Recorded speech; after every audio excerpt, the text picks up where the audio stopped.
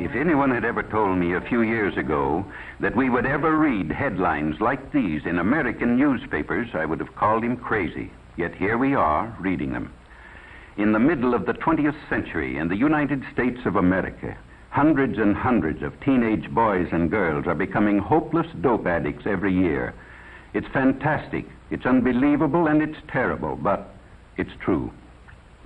The government maintains 2 hospitals just to treat drug addicts at Lexington, Kentucky, and Fort Worth, Texas. It used to be a rare thing for a juvenile to be admitted, but look at these recent figures. And remember, these are only confirmed addicts who have come to the attention of federal authorities. How many others are still only occasional users of marijuana or heroin, morphine, or in some cases sleeping pills? It's pretty hard to estimate. But there's one sure thing. Nobody is going to stay an occasional user very long. This is one game nobody beats. If you use narcotics, before long you'll have the habit, about the hardest in the world to break. And the dope addicts say, you're hooked. Well, how does one become hooked? The simplest way to answer that is to talk to someone who has had the experience. This is the home of Mr. and Mrs. Walter Howard. They just got their teenage daughter back after a 6-month nightmare that even Edgar Allan Poe couldn't have improved on. Mrs. Howard agrees to let us talk to her daughter, Phyllis, when we explain that we could use her case to help others avoid the same mistakes.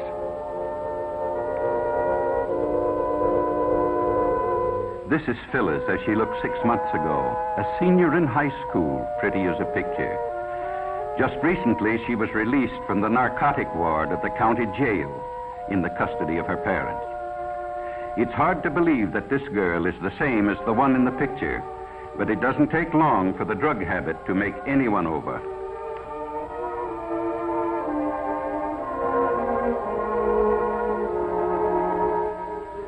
Phyllis wasn't anxious to talk about her experiences with dope, but she could see how her story might be used to help others, and she began to talk.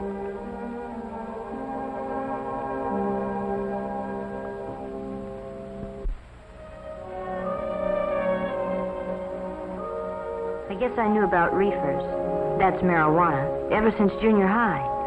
Some of the boys smoked them, the ones who couldn't get along, who were afraid of everything. You know, the ones with no backbone.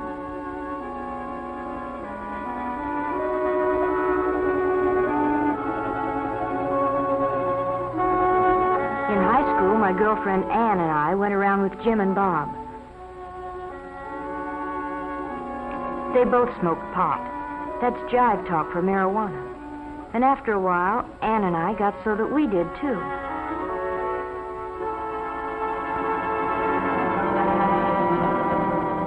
It's funny what it does to you. Everything speeds up to 100 miles an hour. You think you're real sharp and you laugh a lot. You feel like you're the biggest person in the world.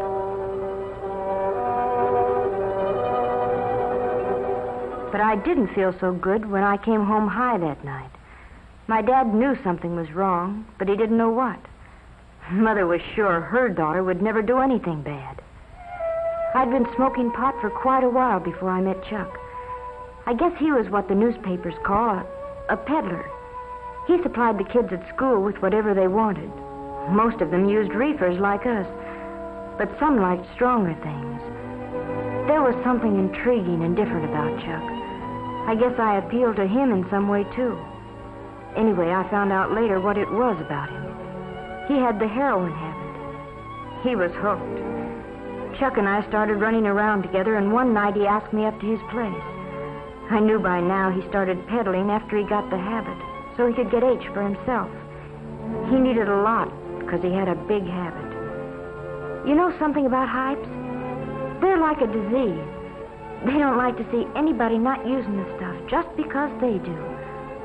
Chuck finally talked me into using heroin. He said it would make him feel better. So I tried it. But I was going to be smart. Just take it or leave it. Nothing was going to happen to me. But before I knew it, I was hooked. Bad. I had a heroin habit as big as Chuck. I hadn't been home in weeks. Oh, Chuck and I were married, but it didn't matter very much. Nothing does.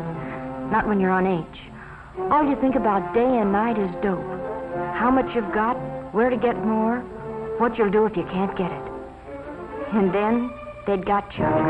They had to eventually, I knew that, but it didn't matter much. Nothing did except H. All of a sudden it hit me. If Chuck had seen the cops coming, he might have got rid of our supply.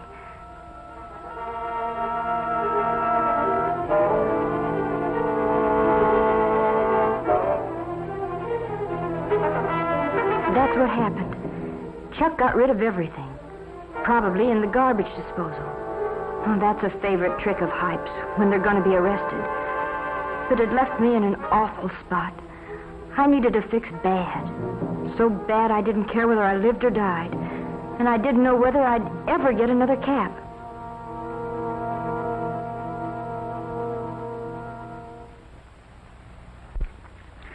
In the meantime, Phyllis's parents had nearly gone crazy. They hadn't seen or heard from their daughter in months. Mr. Howard checked every newspaper story that might by any remote chance have to do with Phyllis. But gradually their hopes died. They were almost convinced she was dead. But I wasn't dead. I tried once to kick off the habit, but I was too far gone. You know, the police say, find a heroin addict and you find a criminal, and that's just about it. If you're hooked bad, it costs about $30 a day for H. Boys get the money by stealing or swiping car parts, maybe by holdups. Girls take up street walking or do what I did, become peddlers themselves. When Chuck went to jail, I used his contacts and peddled dope myself. Sure, I knew it was wrong, but when you're hooked, you can't help yourself. They got me eventually, too, just like they did Chuck. And when I was arrested, I was almost glad. I told them I wanted help. I wanted to try and kick it off. It was horrible. 5 days, and I didn't care whether I lived or died. It feels like your skin is being torn right off you, and then you ache all over and get sick and you can't breathe. Your nose runs and you have a high fever, and then you pass out, but when you wake up, it starts all over again. 5 days. But I was lucky. I kicked it off, and I've never used dope since. Maybe what happened to me will keep it from happening to somebody else. Or I don't even want to talk about it. And all I hope is that someday I can forget it. Well, that's Phyllis's story. In the United States of America, 20th century. Unbelievable, isn't it, that such things can happen? Phyllis's case is typical. Most teenagers start off with marijuana. Then they decide to see if heroin has any kick. It does. Sometimes it only takes a few days to find out they can't leave it alone. In order to get money to buy it, they turn to crime. And that's the story. There are practically no happy endings when you fool with drugs. Doctors say restoring an addict to normal life is about the toughest thing in medicine. Well, what's the answer? Enforcement? Yes, that's one of them, certainly. In the Far East a few years back, they were lining up dope peddlers and shooting them in the back of the head. But it didn't stop addiction. It just made it harder for victims to get the stuff. No, the answer is a simple one. Just use your head. Leave narcotics absolutely alone. Remember what happened to Phyllis and others like her. Talk it over with your parents or school counselor, somebody you have confidence in. Some say the Reds are promoting dope traffic in the United States to undermine national morale. They did it in China a few years back. It's certainly true that the increased use of narcotics plays right into their hands. But why not show everybody, including ourselves, that young American men and women have too much intelligence to make such a stupid, ghastly, tragic mistake? Let's make tomorrow's headlines read like this.